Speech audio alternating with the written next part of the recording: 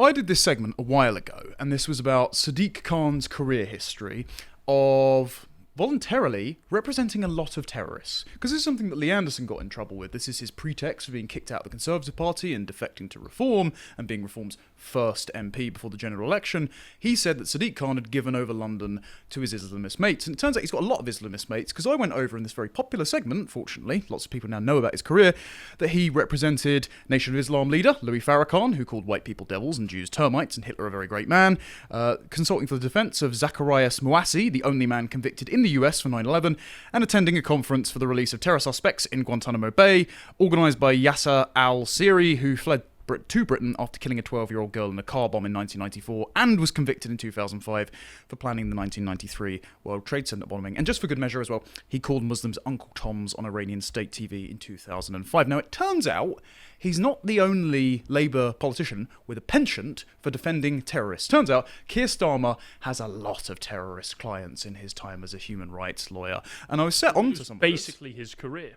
Well, yeah, I was going to say I was set onto some of this because of this segment, actually, from last week, Harry, which turned out to be a sleeper hit. It's up to about 350,000 views now. Turns out Keir Starmer is such an unpopular man that people are digging through his history and thinking, what could have produced such a demented, ideological, socialist NPC?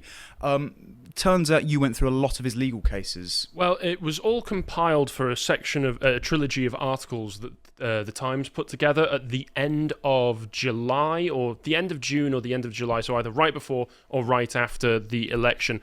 And it was presented in a very neutral tone, but reading through, it was quite remarkable how telling it was, because up to his time as DPP, his entire career was making sure that murderers, child murderers in particular in the Caribbean, did not face the noose, and that terrorists not only were not deported from this country, but also were able to walk around freely without control orders placed on them. Yes, quite. And I'm going to go... And he wrote the human rights textbook for Britain, literally. He wrote the book on how to interpret the Human Rights Act that other lawyers use now. Yes, and so I'm going to go through some of those cases where he thwarted the deportations of terrorists and represented them in detail as kind of a sequel segment to this, because I just want to build a body of evidence that says all of the politicians currently in charge of London and the UK more broadly are obsessed with defending foreign criminals and the worst kind of Islamic terrorists.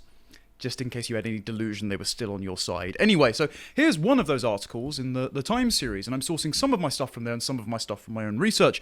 So, starts with, the September 11 mass terrorist attacks by Al-Qaeda, on New York, obviously, 9/11, and Washington in 2001 created a public emergency in Britain. But as Labour Home Secretaries wrestled with how to protect the public from the growing jihadi threat, Keir Starmer, by then one of Britain's leading human rights lawyers, became a regular fixture in the law court seeking to persuade judges to relax or free restrictions on terror suspects.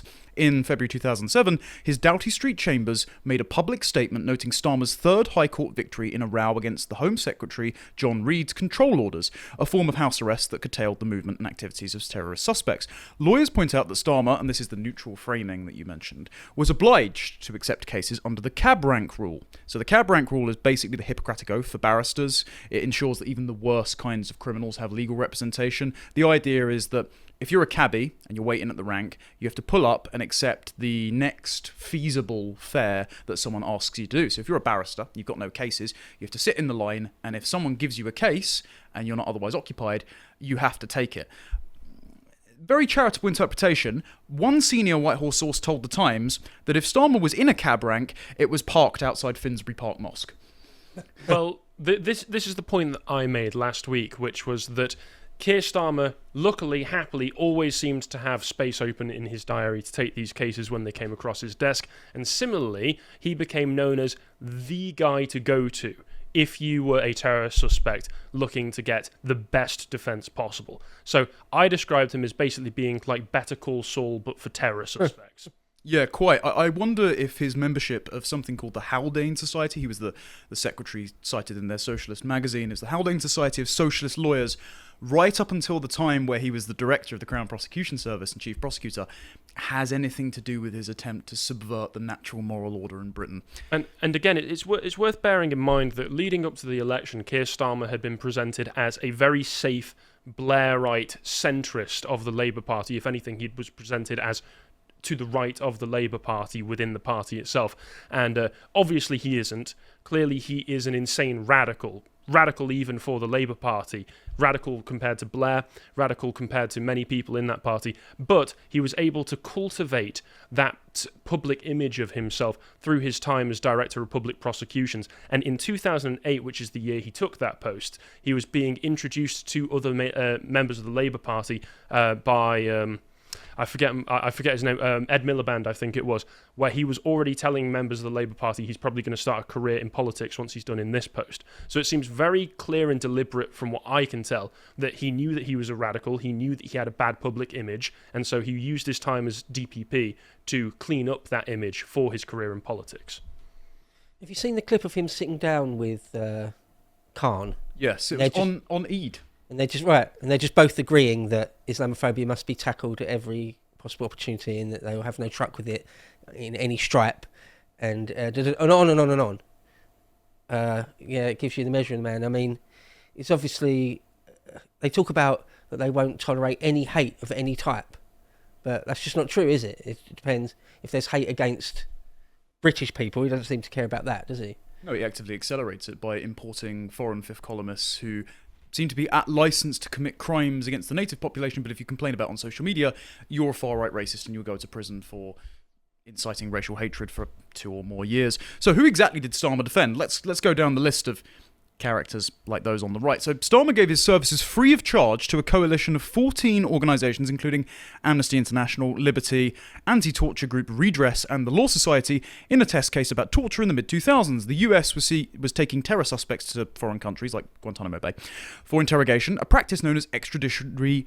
rendition. The coalition, represented by Starmer, intervened in the case on principle, asking judges to tie the hands of then Home Secretary Charles Clarke and his successors. Starmer won the case in the House of Lords, then the highest court in the land before the 2010 Constitutional Reform Act, which decided that the torture evidence was inadmissible in British courts. A triumphant Starmer hailed it as the leading judgment in the world on torture. The Guardian ran the headline, "Torture ruling leaves terror policy in chaos," since the government would now have to show that evidence used in cases where foreign terror suspects were being held had not been obtained under torture. Right, so that's the most charitable reading, right? He accepted pro bono work to prevent the unjust torture of terror suspects who may or may not have been guilty because he's just concerned about the government overreach of power. Never mind the fact that he's currently overreaching in power by censoring and locking up all his critics. But let's say 20-odd years ago, he did it in the best spirit of the law. Well, in February this year, Starmer's office claimed credit for the Labour leader having overseen the deportation of countless terrorists when he was Director of Public Prosecutions from 2008 to 2013.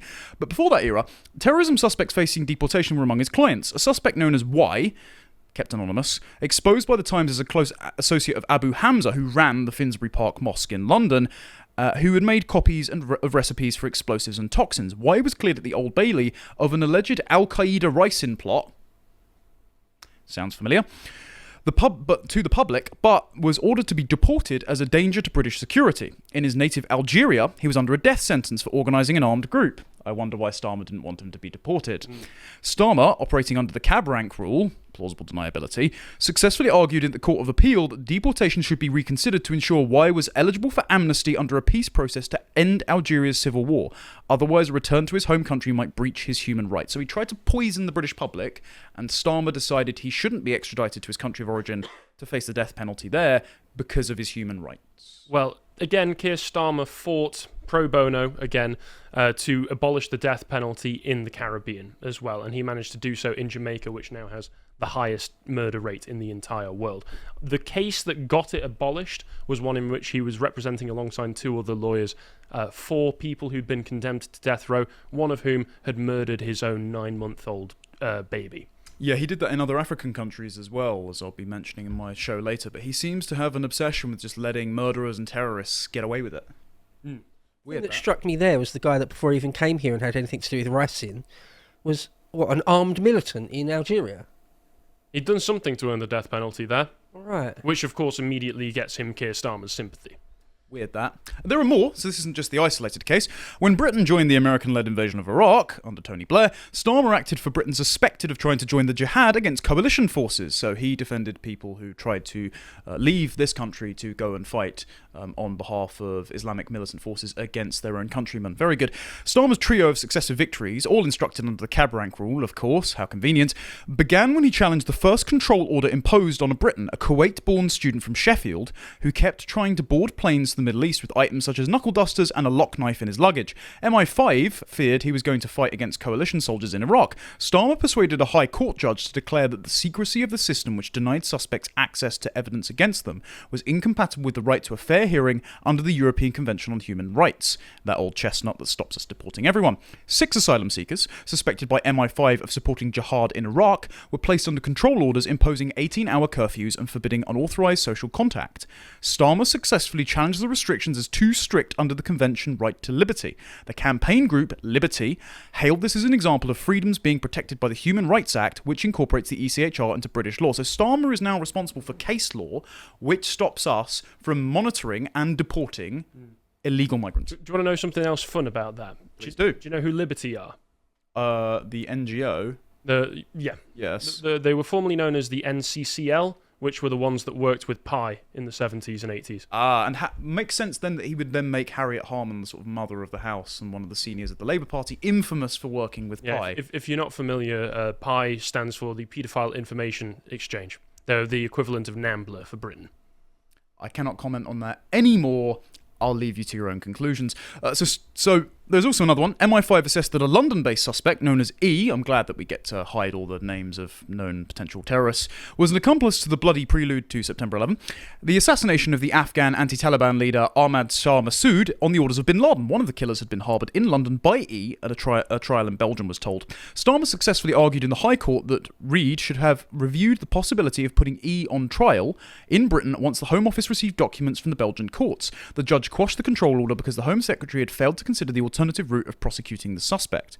One of Starmer's early terrorism cases was representing the Al-Qaeda terrorist known as Khalid al-Fawaz, who was fighting his extradition from Britain to the US in 2000 for conspiring with Osama bin Laden to bomb American embassies. Starmer also represented Fawaz under the cab rank rule, of course. Starmer was instructed by Shiner's public interest lawyers to seek the freedom of Hilal al-Jeddah, an Iraqi living in Britain, who returned to his homeland and was interned by the British on suspicion of plotting atrocities against coalition fighters. Starmer also defended another Iraqi suspect known as AH in the High Court. Just a consistent pattern here. I wonder why.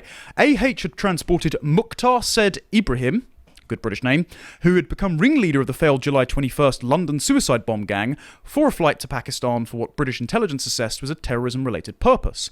Only the failure of the bombs to detonate on July 21st, 2005 saved Londoners from a repeat of the carnage 2 weeks earlier when 52 innocents were killed on the transport system. Ibrahim tried to blow himself up on a bus in Hackney. Reid, as Home Secretary, banished AH into internal exile with a control order, forcing him to stay in Norwich with a 14-hour curfew. Starmer represented AH as he fought against his control order on human rights grounds, including Article 3, which guarantees freedom from torture and inhuman or degrading treatment. Mr. Justice Mitting disagreed, saying, on the facts it is not remotely arguable that Article 3 is engaged or breached. The judge upheld the Home Office's restrictions. So Starmer, as you mentioned before, was too much of a radical for successive, even Tony Blair, Home Secretaries, and fought to allow prisoners suspected of terrorism, credibly, complete license to just roam the streets until they were convicted after already being involved in numerous bomb plots. Well, another one of the interesting things about these set of articles is in the first one they have a quote from Keir Starmer when he was talking about, this was in reference to trying to abolish the death penalty in lots of different places, but I think it's indicative of his overall mentality, which was that he wanted to find a way to systematically change the process of law for an entire class of people, which means criminals. And so his entire career, and now he's in the perfect position to do so even more, was to essentially guarantee fair treatment for criminals, which means having them on your streets, making sure that their punishment is as lax as possible. And I've got to say as well, I'd like to know how the Times journalists were able to get all of these cases that he handled, because I don't know how to do that, because I would love to go through all of his old cases and see what other horrors are in there, because these are just the ones that Times have picked out, these journalists, and have been gone through the editorial process. I know that there is probably guaranteed some even worse stuff in there. Lots of them are publicly available. I am sure that some of them have been sealed for public interest reasons. I wonder if, as people continue to comb through, or as certain restrictions are lifted over time, if they go beyond sort of the number of years where you can't report on them, as often happens, if people are going to find some real horrors in there. I wouldn't be shocked. Another real horror was that, of course, a former government counter-extremism official said of these people placed under these orders, they were some seriously dangerous people. Those include an organisation called Hizb ut-Tahrir. Now, Hizb ut-Tahrir, if you guys remember, was proscribed earlier this year as a terrorist organisation for their agitations on the streets of London in the aftermath of October the 7th in Israel. They're a very pro-Hamas group. This reads, and this was done under James Cleverly, the most improperly named man in Britain. The organisation Hizb ut-Tahrir has been prescribed as a terrorist organisation today on the 19th of January after Parliament approved a draft order laid on Monday the 15th of January. This makes belonging to Hizb ut-Tahrir or inviting support for the group a criminal offence with a potential prison sentence of 14 years, which can be handed down alongside or in place of a fine. Now, that's not retroactive, of course. And Keir Starmer would be pretty worried if it was, because it turns out he was their lawyer. Now, if you're wondering the sort of thing that Hizb ut-Tahrir have done over the years, have any of you read the Shawcross review of Prevent? It's long and laborious, but it's where we got the information that, for example, only 22% of Prevent referrals in 2020 to 2021 were for Islamic extremism, despite Islamic extremism being 80% of counter-terrorism's open cases. So for some reason, Prevent were just overlooking Islamic terrorists, like Ali Harbi Ali, which we mentioned before, who killed Sir David Amos in 2021, who was meant to have consecutive follow-up meetings with Prevent, but they dropped his case, and then he went on to stab an MP for reasons of foreign policy voting records in Islamic countries. Let's just put the emphasis on that, by the way. The man who murdered David Amos had spoken to Prevent, they'd arranged meetings with him, and he just didn't show up. So they dropped the case. That's how Prevent works. I wouldn't be surprised if that has happened for other cases as well that we still have yet to know about. It seems to be standard operating procedure there. Yeah, well, it's like if you've got a therapy session and you don't show up and the therapist just shrugs his shoulders, I guess you're all right then. You probably get more follow-up from a therapist, an NHS therapist. Quite. The interesting thing about Hizb ut-Tahrir is I remember right after 9/11 or during the next year when we had invaded Afghanistan and were gearing up to invade Iraq, so still in the Blair years, they talked about Hizb ut-Tahrir. They had a big following, massive following in Manchester. One of my good friends went to Manchester Uni, said he used to see him on the streets all the time. Anyway, they were... the streets of Manchester, right. Sadly. I have a memory, definite memory, rolling around in my head that Blair was going to, if not had already banned them. I guess he just didn't in the end, just at some point was thwarted or decided not to. Again, during the Cameron years when Theresa May was Home Secretary. Pretty sure I've got a memory of them talking about it all in Parliament. She's saying, we're going to ban this, we're going to prescribe them. I think, it's crazy because memories can lie to you. But I distinctly remember being told that they were banned back then when Theresa May. Obviously not. They weren't banned. And it's only now, like at the beginning of this year, that they finally did it. There's part of the reason they weren't banned, as William Shawcross notes in here. In 2008, Hizb ut-Tahrir published a report framing the Prevent strategy as an attempt by the state to, quote, gain control over the Muslim community in Britain, to bring about a, quote, reformation of Islam, and to, quote, ban Islamic ideas. All which sound great to me. These lines of argument have set the tone for much of the campaign against Prevent ever since. So Hizb ut-Tahrir has been responsible through outside lobbying efforts, and as Stephen Edgington revealed recently this year, at least in some way, influencing the 700-strong Muslim activist network working in the Home Office for polluting Prevent to myopically focus on far-right extremism, which includes reading C.S. Lewis and watching Michael Portillo's Great Western Railway Journeys. That was actually on a list of monitored texts, while completely neglecting Islamic extremists who then went on to kill MPs. Now, you note that Hizb ut-Tahrir weren't banned all that time. I wonder who was working on their behalf. Yeah, Keir Starmer was Hizb ut-Tahrir's pro bono lawyer, back in 2008. Because what happened was the Conservatives, while in opposition in 2007, had put forward a motion to ban this group, and Keir Starmer, who was then Director of Public Prosecutions in 2008, took it upon himself to submit an application to the, again, European Court of Human Rights in June on his but to hear's behalf, because he said, and I quote, "It is very important that everyone is represented." Let's listen, as of last year, to who Keir Starmer thought it was important was represented. Volume warning, ladies and gentlemen.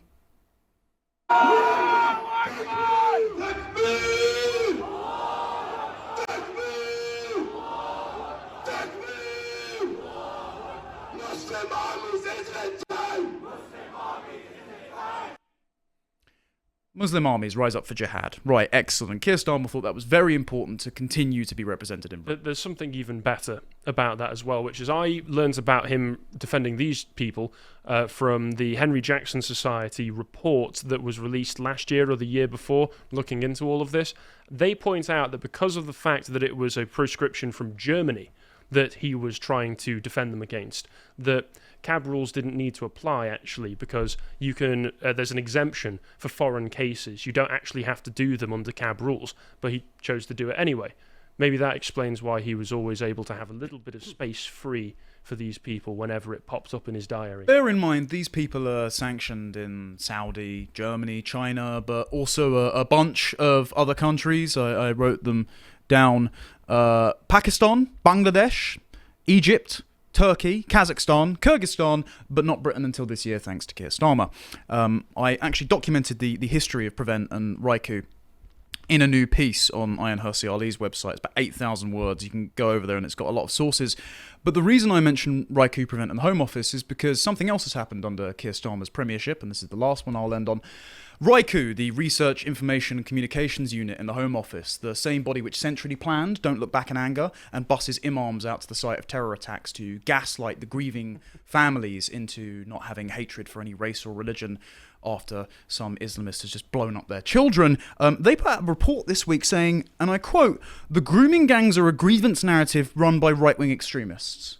This is what the Home Office are doing under Keir Starmer's jurisdiction. Jess Phillips as well, friend of the Lotus Eaters. Matthew Rycroft, head of the Civil Service. This is what they're doing with your money. They are telling you that the well-documented, prosecuted rape of thousands of girls up and down Britain by Islamists is a grievance narrative. More of these included in this paper were that the extreme right-wing views included cultural nationalism, with the main belief being that Western culture is under threat from mass immigration. And it said right-wing extremist narratives, particularly around immigration policing, are in some cases leaking into mainstream debates.